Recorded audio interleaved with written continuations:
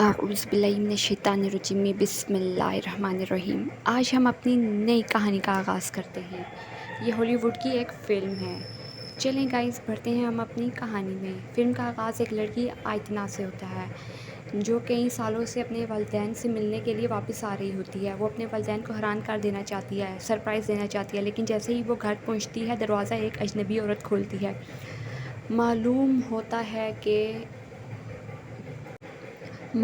ہے کہ یہ اجنبی عورت آیتنا کی ماں ڈوری کی دوست ہے۔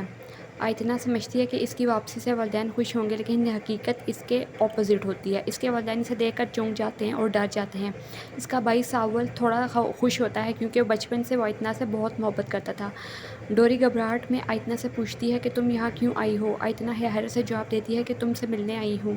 میں نے سوچا تم لوگ خوش ہوگے، مگر اس کے والد فوراً بیچ میں بولتے ہیں اور اسے اوپر جا کر آرام کرنے کا حکم دیتے ہیں۔ جب آیتنا اپنے کمرے میں جاتی ہے تو دیکھتی ہے کہ وہاں کوئی سو چکا ہے۔ جب وہ دیکھتی ہے تو ایک لڑکی اس پر حملہ کر دیتی ہے۔ آیتنا نیچے بھاگتی ہے اور کہتی ہے کہ کمرے میں چور ہے۔ پھر وہ لڑکی باہر آتی ہے اور ہمیں پتہ چلتا ہے کہ اس کا نام نادیہ ہے۔ آیتنا دیکھتی ہے کہ نادیہ نے اس کے کپڑے پہنے ہوئے ہیں اور اس کے کمرے میں ایسے رہ رہی ہے جیسے وہ اس کا ہی گھر ہو۔ وہ بہت حیران ہوتی ہے۔ ڈوری کہتی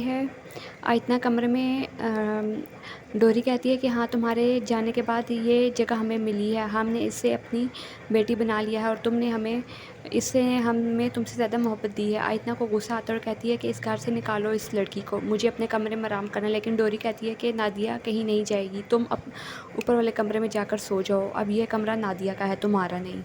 غصے میں آیتنا اوپر جاتی ہے لیکن گوبی اسے تسلی دیتا ہے۔ پھر گابی کو بھوک لگتی ہے اور آیتنا کھانے کے لیے نیچے آ جاتی ہے جہاں وہ اپنی ماں باپ کی باتیں سنتی ہے۔ اس کے والد کہہ رہے ہوتے ہیں کہ یہ یہاں کیا کر رہی ہے، اسے یہاں سے نکالو، اگر شہر میں رکنا ہے تو ہوٹل میں رکے، ہمارے گھر نہیں۔ یہ سن کر آیتنا دل شکنی ہو جاتی ہے اور فیصلہ کرتی ہے کہ وہ یہاں ایک لمحہ بھی نہیں رہے گی۔ وہ اپنی خالہ کو فون کرتی ہے لیکن وہ فون نہیں اٹھاتی۔ وہ ہوٹل بک کرنے کی کوشش کرتی ہے لیکن سارے ہوٹل بند ہوتے ہیں۔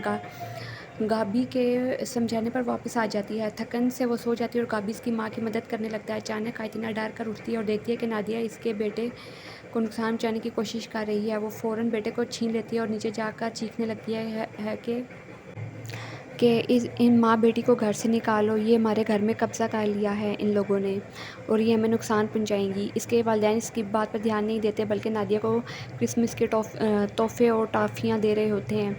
آیتنا غصے میں نادیہ کے کمرے میں چلی جاتی ہے اور اس کے خلاف ثبوت تلاش کرنے لگتی ہے۔ اسے نادیہ کا شناختی کارڈ ملتا ہے جس میں دوسرا نام لکھا ہوتا ہے۔ وہ شناختی کارڈ اپنے والدین کو دکھاتی ہے اور کہتی ہے کہ یہ دیکھیں، یہ جعل ساز ماں بیٹیاں ہیں، یہ فراڈ ہے۔ مگر ڈوری غصے میں کہتی ہے تمہیں کیا معلوم، یہ لڑکی معصوم ہے، ایک بارش والی رات ہم سے صرف کھانا مانگا تھا اور بدلے میں سارا گھر سنبھال لیتی ہے، ہم سے محبت کرتی ہے، تم نے کبھی وہ محبت نہیں دی، اگر تمہیں مسئلہ ہے تو یہاں سے چلی جاؤ۔ یہ سن کر اتنا دکھی ہو جاتی ہے اور گھر جانے کا فیصلہ کرتی ہے، لیکن اس کا بھائی اسے روکتا ہے اور کہتا ہے کہ تم میں سے بہت محبت کرتی ہو، مت جاؤ، صرف کرسمس پارٹی تک رک جاؤ۔ اتنا مان جاتی ہے لیکن غصہ ابھی بھی باقی ہوتا ہے۔ جب وہ کھڑکی سے باہر دیکھتی ہے تو اس کے ماموں خالہ اس کے اپنے رشتہ دار نہیں بلکہ اجنبی اور پتہ نہیں بوڑھے سے لوگ اس پارٹی میں شریک ہوتے ہیں جو کہ اس کے کچھ لگتے بھی نہیں۔ اجنبی بوڑھے لوگ پارٹی میں شامل ہو، دروازہ بند ہوتا ہے تو وہ بالکنی سے کود جاتی ہے اور سب اسے گھورنے لگتے ہیں۔ ڈوری اسے شرمندہ کرتی ہے کہ یہ کیسا رویہ ہے لیکن اب آیتنا فیصلہ کرتی ہے کہ وہ اب نادیہ کی حقیقت سب کو دکھائے گی۔ اس دوران آیتنا کو اپنی خالہ کا فون آتا ہے جو بتاتی ہے کہ ہمیں تمہاری ماں نے کہا کہ وہ اس سال کرسمس نہیں منا رہے۔ آیتنا حیران رہ جاتی ہے کیونکہ گھر میں بہت بڑی پارٹی ہو رہی ہوتی ہے۔ اب وہ نوٹ کرتی ہے کہ سب کو نکولس کو خاص توجہ دے رہے ہیں۔